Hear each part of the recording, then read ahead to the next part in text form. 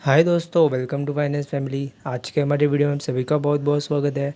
आज हम इंडेक्स और स्टॉक के ऊपर डिस्कशन करेंगे कि इंडेक्स के अंदर आप देख चुके हो कि एक अपमूव आने के बाद अल्ट्रा शॉर्ट टर्म के अंदर एक छोटी मोटी करेक्शन आ सकती है, उसके ऊपर डिस्कशन किया जाएगा। तो इस वीडियो को पूरा ज़रूर देखेगा। तो चलिए शुरू करते हैं आज के वीडियो को। तो सबसे पहले डॉ जोन्स का चार्ट देख लेते हैं। ये डॉ जोन्स का वीकली चार्ट है। वीकली चार्ट के अंदर आप देख सकते हो कि पहले भी इसने एक बार अपने 200 EMA को रिटेस्ट कर दिया था।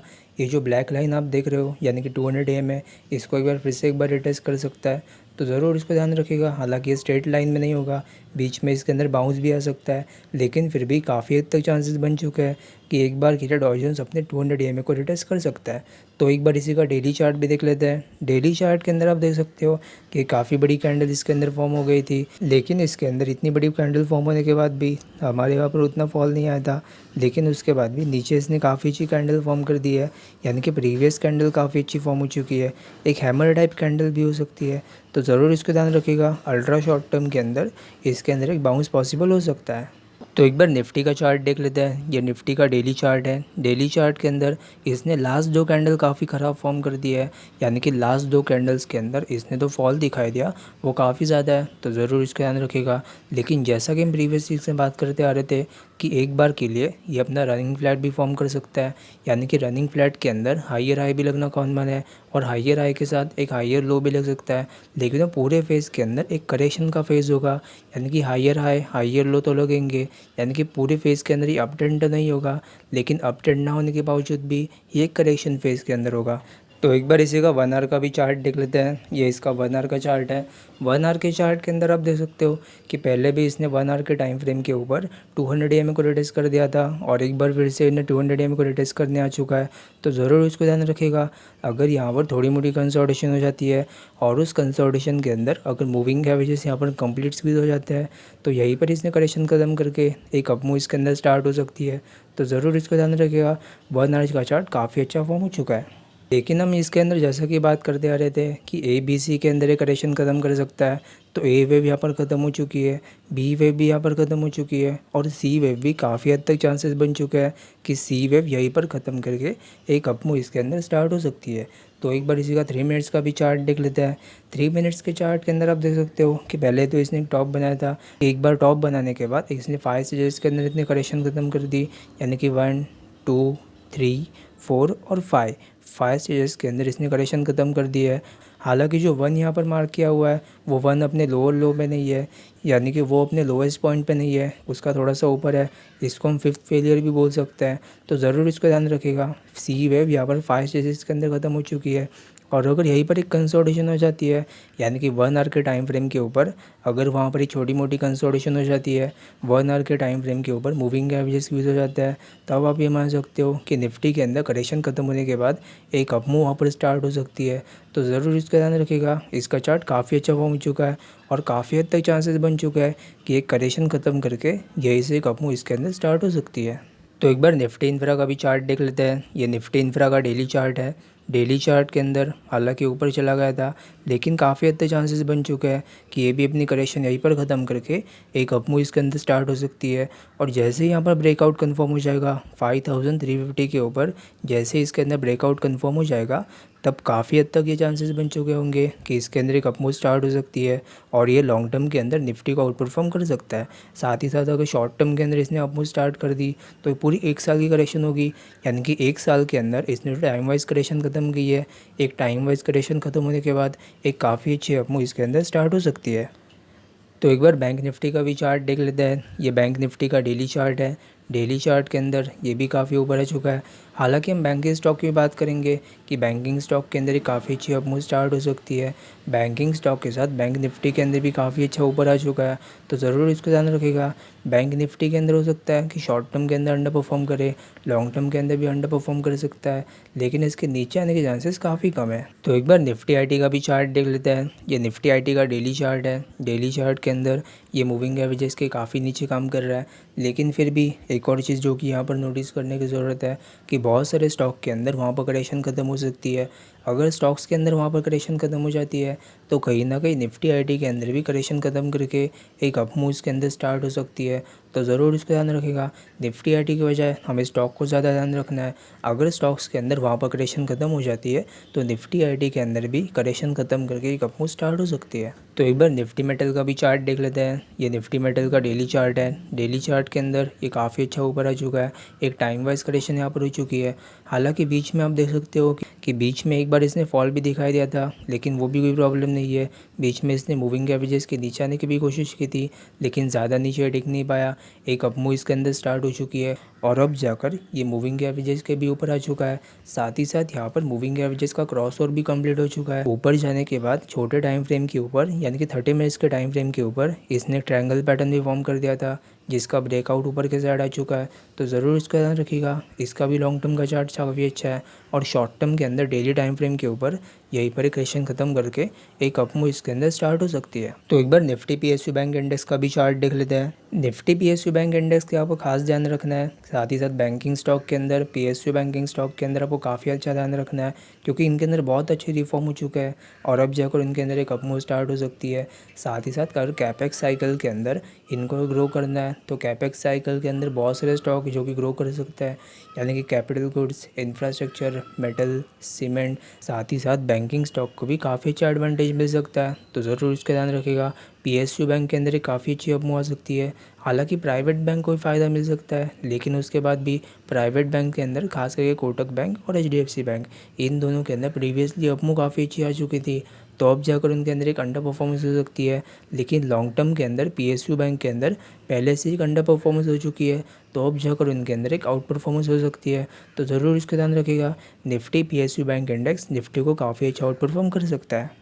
तो एक बार निफ्टी जूनियर का भी चार्ट देख लेते हैं। ये निफ्टी जूनियर का डेली चार्ट है। डेली चार्ट के अंदर इसने प्रीवियसली जो हाई बना था, यानी कि अक्टूबर 2021 के अंदर इसने हाई बना था ऑलमोस्ट 45,290 के आसपास, और मंडे के दिन इसने हाई तोड़ दिया, उसके ऊपर ही ओपन हुआ था। काफ़ी अच्छी अप मूव इसके अंदर आ चुकी है।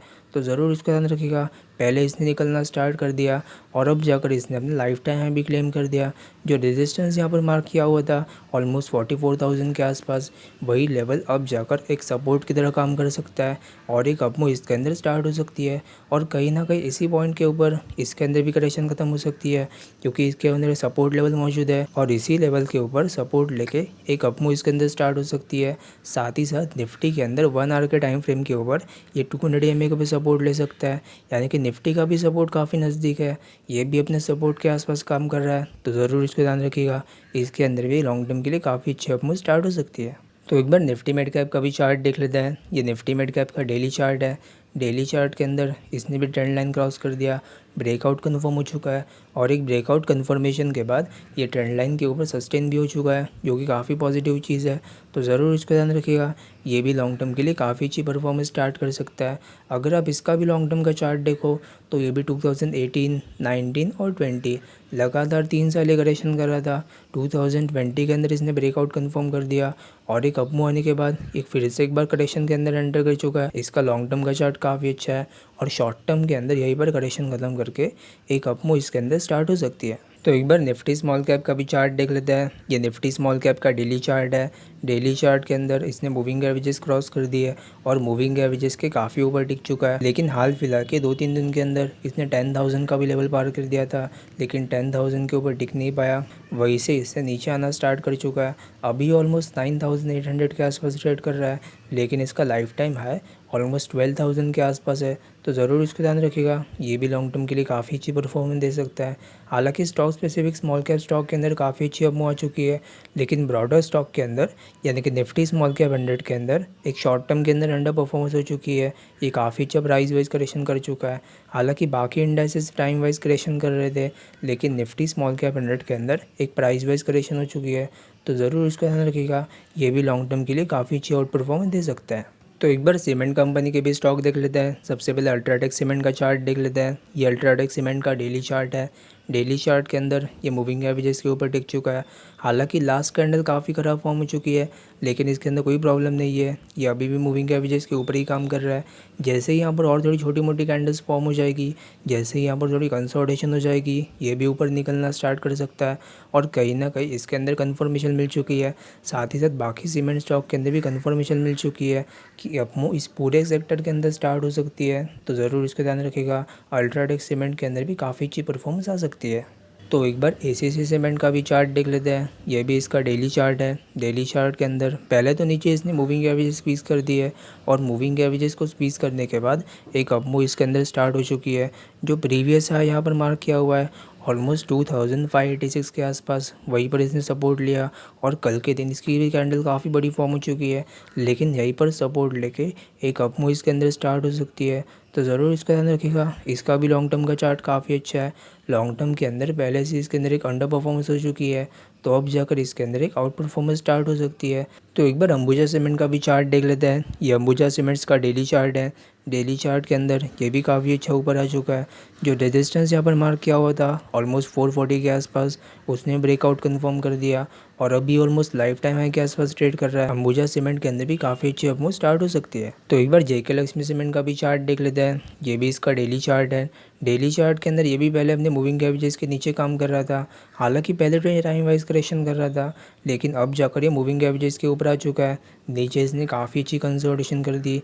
तो एक बार इसी का लॉन्ग टर्म का चार्ट देख लेते हैं, यानी कि वीकली चार्ट के अंदर आप देख सकते हो कि वीकली टाइम फ्रेम के ऊपर ऑलमोस्ट 2015 से लेकर 2021 तक एक टाइम वाइज करेक्शन यहाँ पर हो रही थी। जो ट्रेंड लाइन यहाँ पर मार्क किया हुआ है, उस ट्रेंड लाइन के ऊपर इसने ब्रेकआउट कंफर्म कर दिया। और ब्रेकआउट कंफर्मेशन के बाद पहले तो इसने अपमूव भी काफ़ी अच्छी आ चुकी थी, लेकिन अब जाकर ट्रेंड लाइन को या फिर इस ट्रेंड लाइन के सपोर्ट को वापस एक बार रिटेस्ट करने आ चुका है। सपोर्ट लेके फिर से एक बार इसने अपमूव स्टार्ट कर दी है। तो ज़रूर इसका ध्यान रखिएगा। इसका भी लॉन्ग टर्म का चार्ट काफ़ी अच्छा है। ऑलमोस्ट 2015 से लेकर 2021 तक काफ़ी अच्छी करेक्शन यहाँ पर हो चुकी है। तो लॉन्ग टर्म के अंदर करेक्शन ख़त्म करके एक लॉन्ग टर्म के लिए अपमूव इसके अंदर स्टार्ट हो सकती है।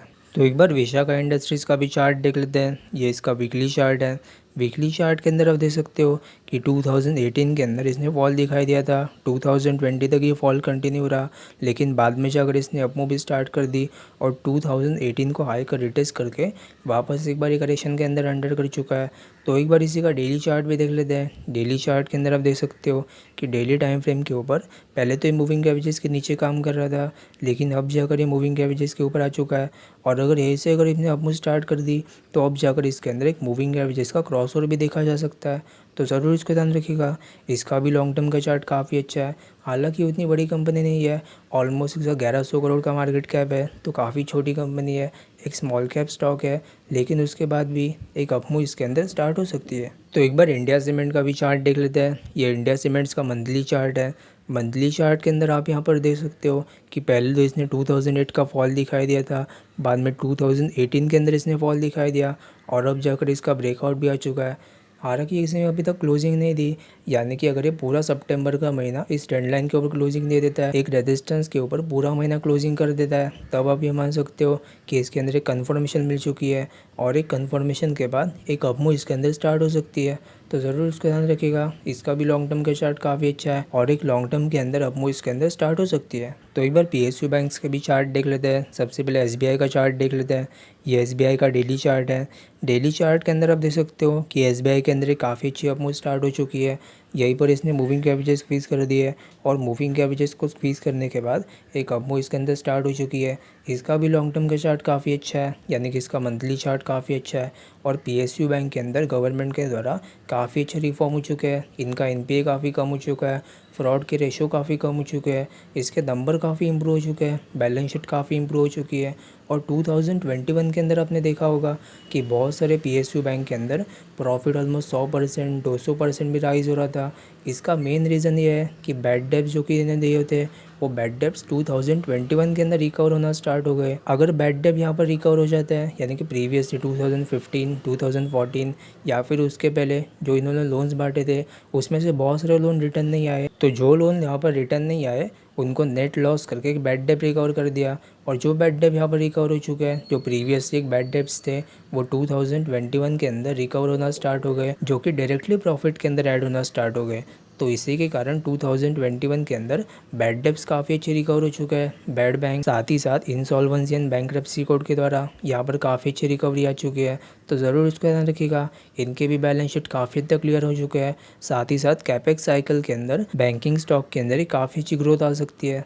तो पीएसयू बैंक के अंदर पहले से एक अंडर परफॉर्मेंस हो चुकी है। पीएसयू बैंक के अंदर बहुत सारे स्टॉक ऐसे हैं जो कि काफ़ी अच्छी अंडर परफॉर्मेंस कर चुके हैं। पीएसयू इंडेक्स भी एक अंडर परफॉर्मेंस कर चुका है। तो ज़रूर इसका ध्यान रखिएगा। लॉन्ग टर्म के लिए इसके अंदर एक आउट परफॉर्मेंस स्टार्ट हो सकती है। तो एक बार बैंक ऑफ बड़ौदा का भी चार्ट देख लेते हैं। ये भी इसका डेली चार्ट है। डेली चार्ट के अंदर इसने मूविंग एवरेजेस स्क्वीज कर दिए। हम पहले से इसकी बात करते आ रहे थे कि बैंक ऑफ बड़ौदा साथ ही साथ बाकी बैंक के अंदर भी एक परफॉर्मेंस स्टार्ट हो सकती है। पीएसयू बैंक के अंदर काफ़ी अच्छी परफॉर्मेंस आ सकती है। लेकिन यह कहना काफ़ी मुश्किल है कि प्राइवेट बैंक्स के अंदर परफॉर्मेंस स्टार्ट हो जाए। लेकिन बैंक ऑफ बड़ौदा के अंदर एक काफ़ी अच्छी अपमूव स्टार्ट हो चुकी है। इसका भी लॉन्ग टर्म का चार्ट काफ़ी अच्छा है, यानी कि मंथली चार्ट काफ़ी अच्छा है। डेली चार्ट भी काफ़ी अच्छा फॉर्म हो चुका है। तो अब जाकर इसके अंदर लॉन्ग टर्म के लिए और शॉर्ट टर्म के लिए एक अपमूव इसके अंदर स्टार्ट हो सकती है। तो एक बार इंडियन बैंक का भी चार्ट देख लेते हैं। ये इंडियन बैंक का डेली चार्ट है। डेली चार्ट के अंदर इसने एक रेंज के अंदर काम कर रहा था। ये वही रेंज है, यानी कि मंथली टाइम फ्रेम के ऊपर 50 EMA और 100 EMA इसके बीच में काम कर रहा था। ये वही रेंज है, जो रेंज यहाँ पर आप देख रहे हो उसी रेंज के अंदर ही काम कर रहा था। वहीं पर इसने मूविंग एवरेजेस स्क्वीज़ कर दिए और मूविंग एवरेजेस को स्क्वीज़ करने के बाद एक ब्रेकआउट इसने कंफर्म कर दिया रेंज के बाहर, और एक ब्रेकआउट के बाद एक अपमूव इसके अंदर स्टार्ट हो चुकी है। इसका भी मंथली चार्ट काफ़ी अच्छा है, यानी कि इसका लॉन्ग टर्म के चार्ट काफ़ी अच्छे फॉर्म हो चुके हैं और डेली टाइम फ्रेम के ऊपर इसने काफ़ी अच्छी अपमूव स्टार्ट कर दी है। तो ज़रूर इसको ध्यान रखिएगा। इसके अंदर भी काफ़ी अच्छी अपमूव स्टार्ट हो सकती है। तो एक बार कैनरा बैंक का भी चार्ट देख लेते हैं। ये कैनरा बैंक का डेली चार्ट है। डेली चार्ट के अंदर इसने मूविंग एवरेजेस स्क्वीज़ कर दिए है और मूविंग एवरेजेस के ऊपर भी आ चुका है। हालांकि बीच में ये भी मूविंग एवरेजेस के नीचे आने की कोशिश की थी, लेकिन ज़्यादा नीचे टिक नहीं पाया। एक अपमूव इसके अंदर स्टार्ट हो चुकी है। तो ज़रूर इसका ध्यान रखिएगा। तो एक बार इसका मंथली चार्ट भी देख लेते हैं। मंथली चार्ट के अंदर बस एक कंसर्न है कि अभी भी ये मूविंग एवरेजेस के नीचे काम कर रहा है। जैसे ही मंथली टाइम फ्रेम के ऊपर ये 200 EMA के ऊपर क्लोजिंग दे देगा, मंथली टाइम फ्रेम की क्लोजिंग आ जाएगी, तब हम ये मान सकते हैं कि कैनरा बैंक का भी चार्ट काफ़ी अच्छा फॉर्म हो चुका है और तब जाकर इसके अंदर भी लॉन्ग टर्म के लिए पोजीशन क्रिएट की जा सकती है। तो ज़रूर इसका ध्यान रखिएगा। कन्फर्मेशन यहाँ पर मिल सकती है और जैसे ही यहाँ पर कन्फर्मेशन मिल जाएगी, कन्फर्मेशन के बाद एक अपमूव इसके अंदर स्टार्ट हो सकती है।